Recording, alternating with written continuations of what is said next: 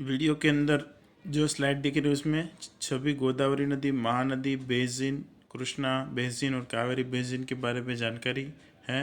अब वीडियो को आगे बढ़ाते हुए उससे पहले इतना जानिए, पृथ्वी की सतह पर 71% जलावरण है, जिसमें 97% जल खारा है और मात्र 3% ही पानी ऐसा है जिसका हम क्या कर सकते हैं, पीने के लिए पानी का उपयोग कर सकते हैं, लेकिन उसमें भी चौथा भाग बर्फ के रूप में है।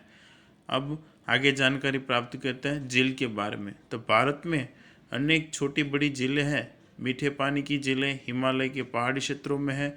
अधिकतर झीलों में वर्षा ऋतु में पानी होता है। शुष्क प्रदेशों में अंतःस्थलीय नदियों द्वारा झीलों की रचना हुई है, जबकि कश्मीर में झीलों की रचना हिम नदी से हुई है।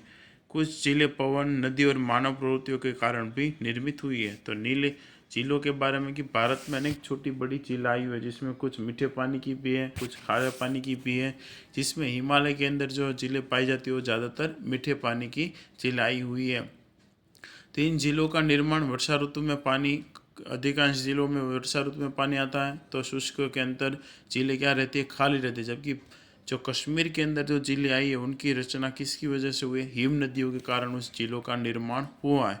तो झीलों के निर्माण होने के मुख्य कारणों के अंदर एक तो झीलें पवन के, नदी और मानव प्रवृत्ति के कारण भी निर्मित होती है, पवनों के द्वारा, ठीक है, अथवा तो नदी के द्वारा या मानव प्रकृति के द्वारा, मानव प्रवृत्ति के कोई खनन करके या फिर कोई खड्डा करके भी, या फिर कोई कृत्रिम मानव अपने सहलानी के रूप में, जैसे कि कई ऐसे प्राकृतिक जिले आप लोग देख सकते हो, काकरिया तालाब है, उसके पश्चात यहाँ पर हमारा देखा है गोपी तालाब।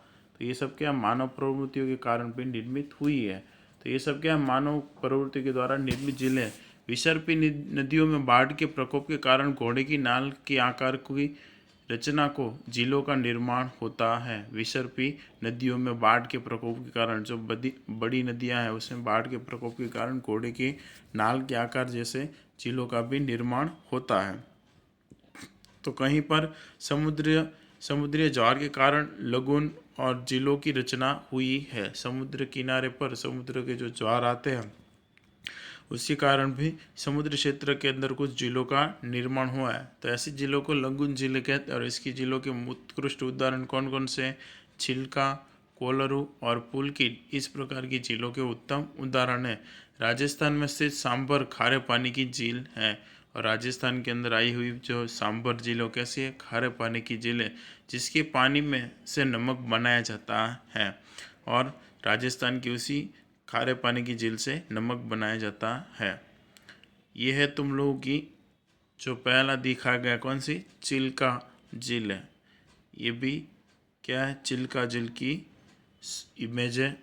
इनको देख सकते हो कि ये दोनों चिल्का झील की फोटोग्राफ्स हैं। उसके पश्चात ये है कौन सी, पुलिकट झील है। तमिलनाडु से 60 किलोमीटर की दूरी पर आई हुई है। सब तमिलनाडु का जो क्षेत्र है वहाँ से 60 किलोमीटर की दूरी पर पुलिकट झील आई हुई है, जो आंध्र प्रदेश में भी है और तमिलनाडु में भी है।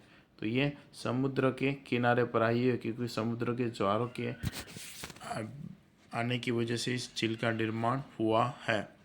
उसके पश्चात है ये झील, जिसका नाम क्या है, तो ये जम्मू कश्मीर के अंदर आई हुई वुल्लर झील है। जम्मू कश्मीर के अंदर आई हुई वुल्लर झील के बारे में जानकारी है। फिर से झीलों के बारे में पढ़ रहे थे तो वापस उसी मुद्दे पर आ जाते हैं। मीठे पानी की झील में हिमालय क्षेत्र में जो हिम नदी द्वारा निर्मित हुई है, हिम नदी का बर्फ पिघलकर घाटियों में भरने से खूब सुंदर झीलों निर्मित हुई है। और मीठे पानी की झील हिमालय क्षेत्र में जो हिम नदी द्वारा निर्मित हुई है, हिम नदी का बर्फ पिघलकर घाटियों में भरने से खूबसूरत झीलों का निर्माण हुआ। इसलिए जम्मू कश्मीर, हिमाचल प्रदेश में काफ़ी सारी खूबसूरत झीलें आई हुई है, जिसमें सैलानी है और प्रवासी भी कहीं लोग घूमने के लिए जाते हैं और इन झीलों का लुत्फ उठाते हैं। तो ऐसी सुंदर झीलों के अंदर कुछ नाम है, जिनके नाम है कश्मीर की वुल्लर झील, जो भूगर्भ प्रक्रियाओं द्वारा बनी हुई है। भूगर्भ यानी कि धरती के अंदर जो प्रक्रिया बनती है कि आए दिन क्या होता है कि धरती की जो अंदर की अपसारी और अभिसारी प्लेटें, उनके टकराव के कारण या जमीन के अंदर जो ज्वालामुखी है, उस ज्वालामुखी के कारण भी कई झीलों का निर्माण हुआ जो गर्म बनती है। ज्वालामुखी के दौरान झील निर्माण होती है, गर्म पानी के झरने या झील कहलाती है। इसके अतिरिक्त डल, भीमताल, नैनीताल, लोकताल तथा बड़ा पानी आदि मीठे पानी की झील है। तथा उत्तरी जम्मू कश्मीर के अंदर आई हुई अनेक झीलों के अंदर कौन कौन सी डल, भीमताल, नैनीताल, लोकताल तथा बड़ा पानी आदि मीठे पानी की झीलें हैं। तो ये हो गई झील, ये इन सब की झीलों की फ़ोटोग्राफ्स है, ताकि आप लोग देख सको कि कैसी झील है। ठीक है, ये सिर्फ जानकारी के लिए फ़ोटोग्राफ्स दी गई है ताकि आप लोग अच्छे से समझ सको। वीडियो को सुनने के लिए धन्यवाद।